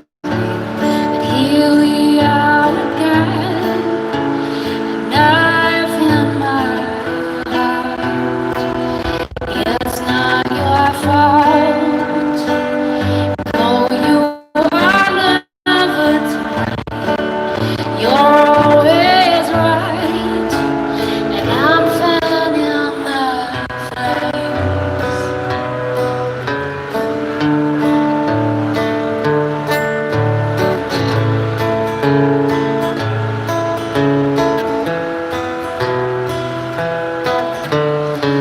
I try to change, I try to make you notice me, to look at me that way. You used to look at me. The phone rings, my heart beats, you act cagey with me. I ask you who it is, calling you this late. But it's not your fault. No, you are never to blame. You're always right, and I'm fanning the flames. I'm always wrong, and I don't have you never lie. It's all in my mind.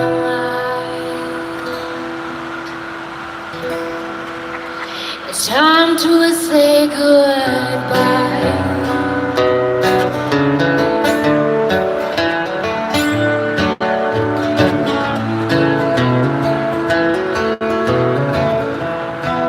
It's not your fault.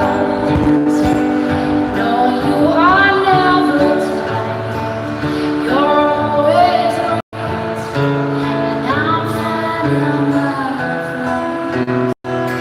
I'm always wrong, and I don't have no faith. You never lie. It's all in my mind. I was in my mind. You've been so kind. It's time to say goodbye.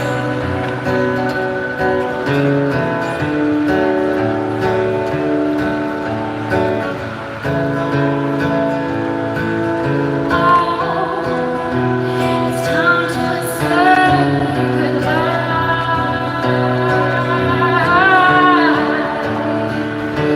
Say goodbye. Say goodbye. It's time to say goodbye.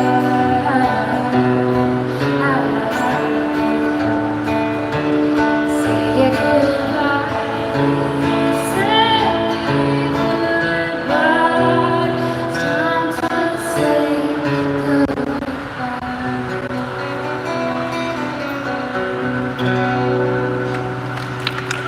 Thank you very much. Time to say goodbye to this government. Thank you to the lovely lady dancing there. Cheers. Have a great afternoon. Tory, you need to see me dancing behind you. Let me groove on. They were good, weren't they? Laura's got a lovely, lovely voice. I love a bit of Fleetwood Mac. Now then, we're nearly finished. It's nearly all time. I know, because who doesn't love standing around in Liverpool? But you know what? If you weren't here, we'd have been doing it all by ourselves. The streaming, we've been streaming it. We've had as many as 7 people watching. Thank you. But the video will be available online. Some of my shonky recording, like when I was walking up the steps there, I realised I had my thumb in front of the lens. Anyway, so 2-hour video. So when we're in the second lockdown, something for you to watch when we were free to go out. Because that's the thing, it's like people have forgotten that we had a lockdown, isn't it? They're all wandering around like, hey, masks on, what's that about? Just wear a mask, stay away from people, wash your hands. It's not a lot to ask. Oh, they're trying to mess with me mind, they're trying to control me.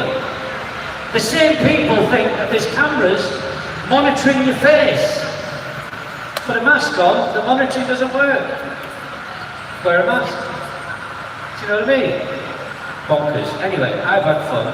I'm bursting for a wee, I don't know about you. Might have a poo later as well, treat yourself. Anyway, so ladies and gentlemen, the final speaker of the day. The guy that we've been waiting for, and I think it's one of the most important points. Something that we really need to work on, and that's electoral reform. Because right now, it's fixed, it's rigged. First past the post doesn't work for everybody at all. And the only reason this government's in is because of that. What we need is proportional representation. And those are the longest words I know. I'm going to hand you over to Billy Hayes, who's going to tell you all about proportional representation, the Labour campaign for electoral reform. Please give a big round of applause for our final speaker. It's Billy Hayes, ladies and gentlemen. Come forward a little bit so you're on screen, all right? Okay.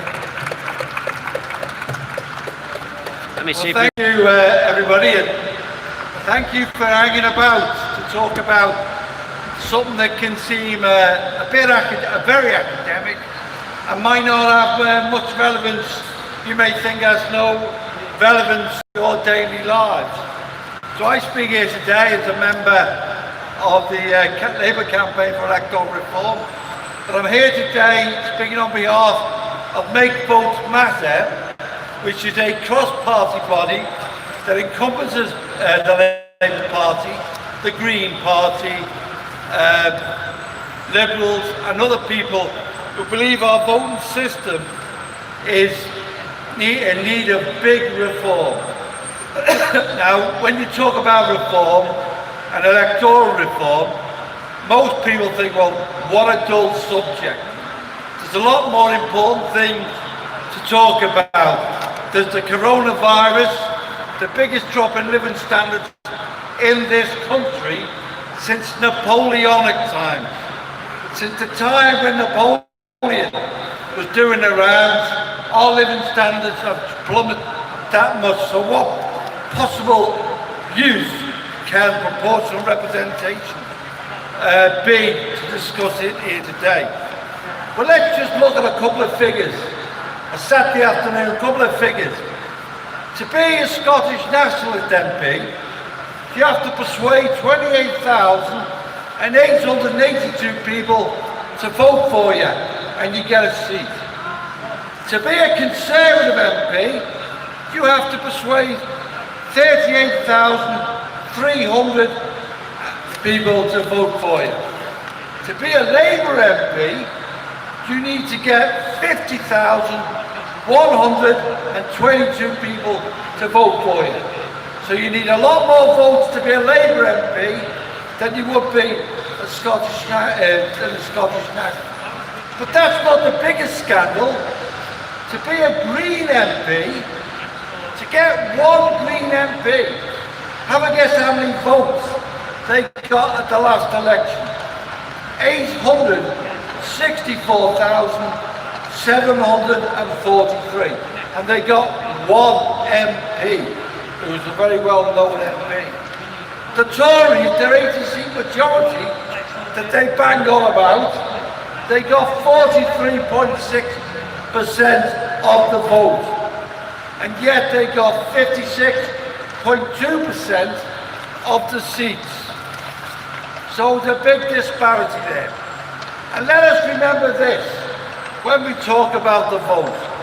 The vote wasn't given to us, excuse me, by our betters.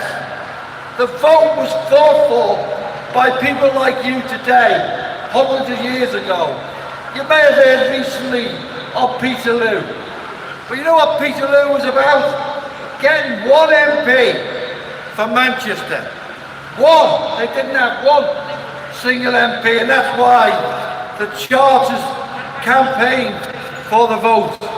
And some of their demands were met. It was just votes for men, incidentally.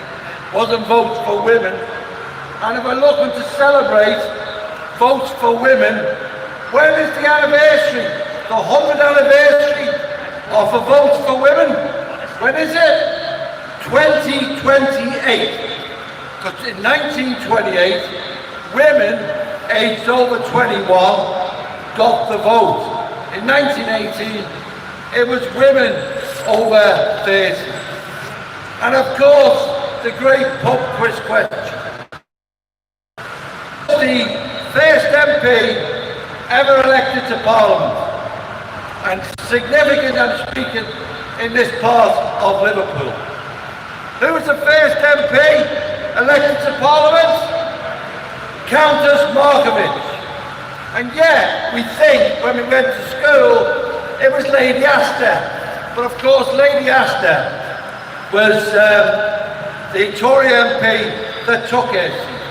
Countess Markovic was a Sinn Féin MP, and she refused to take her seat. And what is the significance of where we are today? This seat, Liverpool-Scotland Exchange, was occupied until 1930 by the Irish Nationalist Party. T.P. O'Connor occupied this seat. And who was the biggest group on the Liverpool City Council up to 1930? The Irish Nationalist Party. Now why do I make them points? Because we do live in depressing times. And these are difficult times. But the significance is things can change. And that's what electoral reform is all about. Now we heard a lot of talk about Belarus lately, don't we?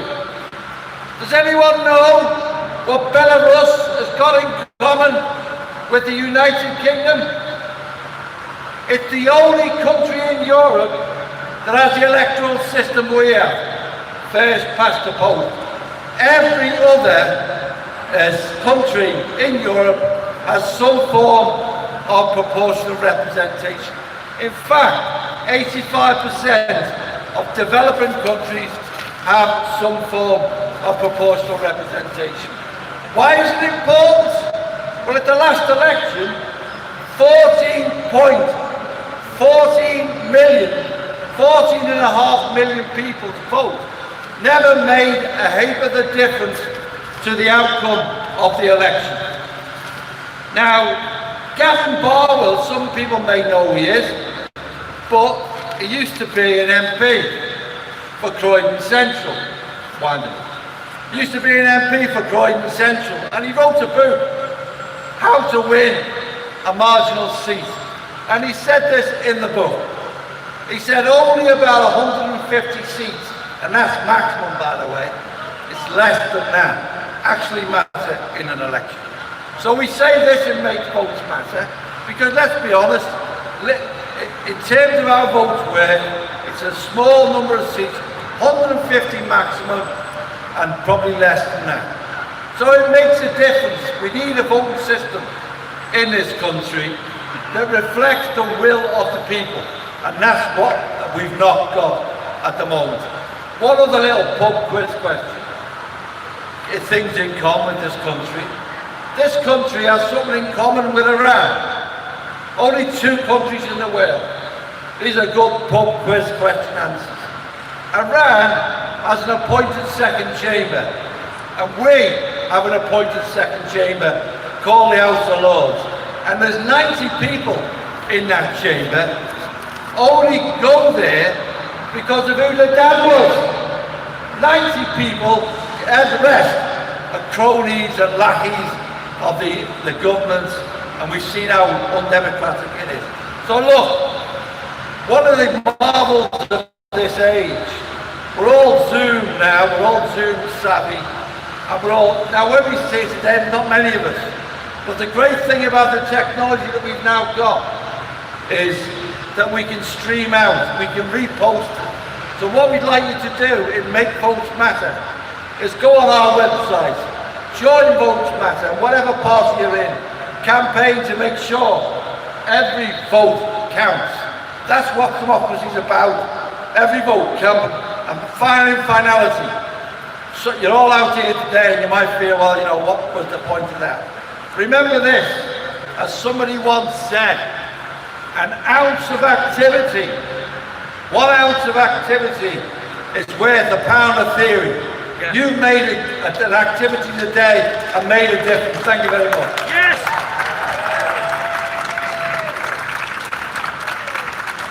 Fantastic, Billy. I was not winding you up. Can I just say before you go, we're streaming and there's people commenting on there. You've had more positive comments on what you just said there than anything else throughout the whole stream. 2 hours, we've had the most engagement thanks to you. Thank you very much. A big round of applause for Billy as well. Seriously, you guys at home as well, thank you very much. I hope you're sharing this. I'm going to get close to you now and you can see my spotty nose.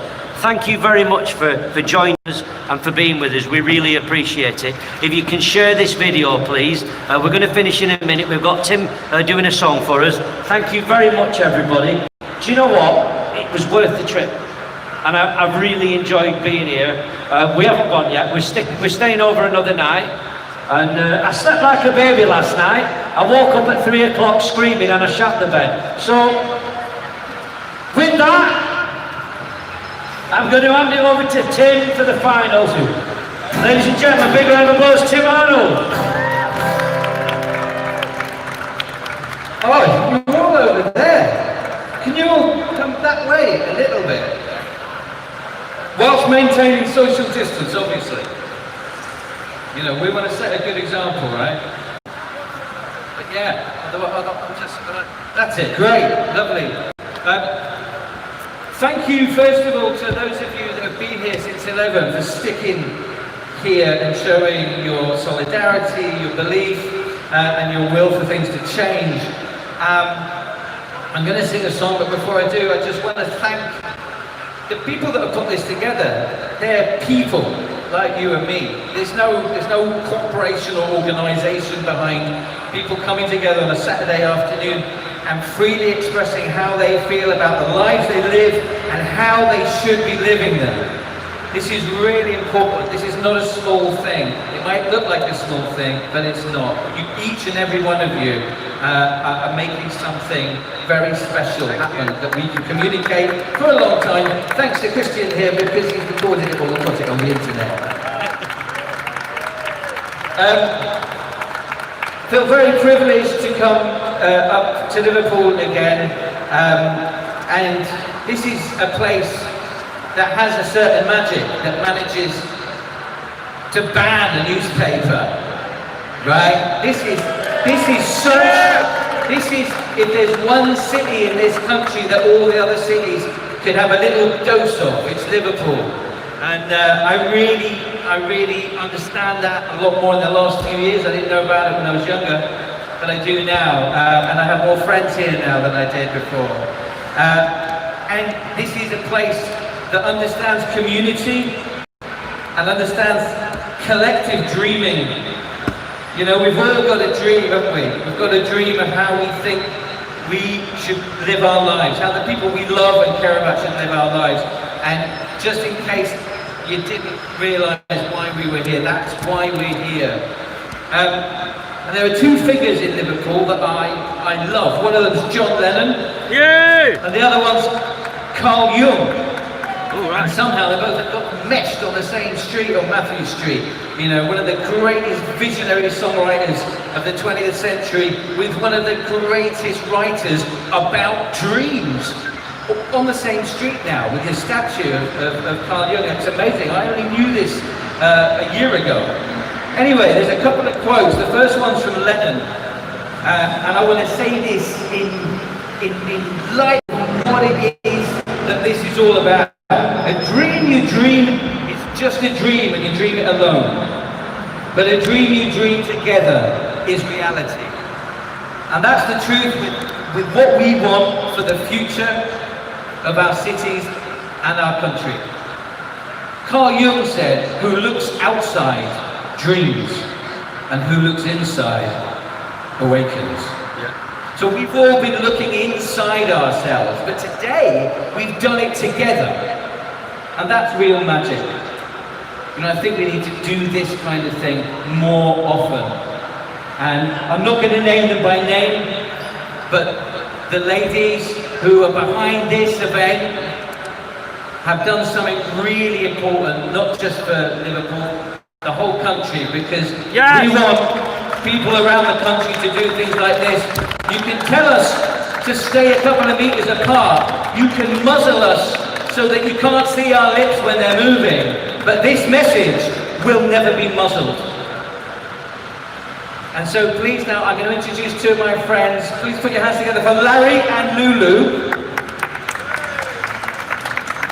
Are you there? We're going to help lead you along. I would love you all to sing this with me. Really, it's me that's singing it with you. It's your song. And I'm privileged to play it in Liverpool today for Merseyside United. It's called You'll Never Walk Alone.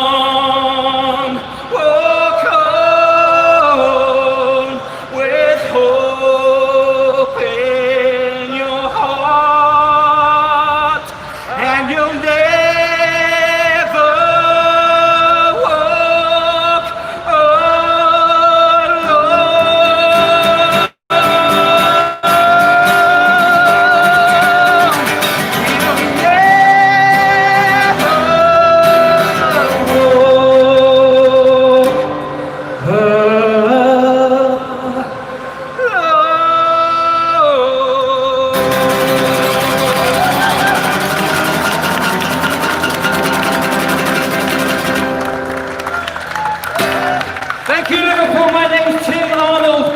Stay free. Thank you. Oh my goodness. Come on, that is the song that you finish with when you're in Liverpool, isn't it? Oh my God. Right then. Never walk alone. We're not walking alone. We're walking together. And the next time we do this, there's going to be twice as many, 4 times as many. But the thing is, you guys have made this happen. Just by being here, we weren't stood alone doing this, talking to ourselves. And we really, really, really appreciate the fact that you came out. Now all I'm going to say is, go and have a wee. Go on. Not now. If you can make it somewhere safe, because I know you're bursting.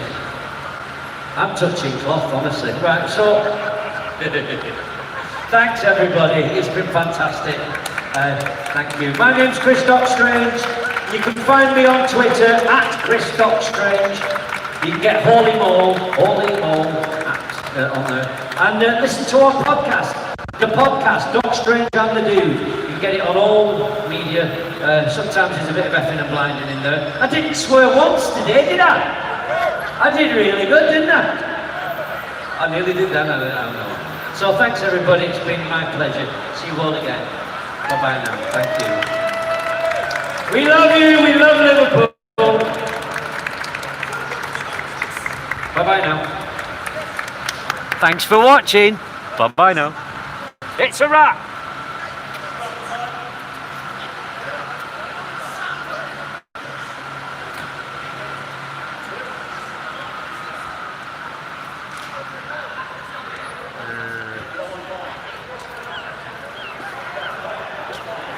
Picture your sign.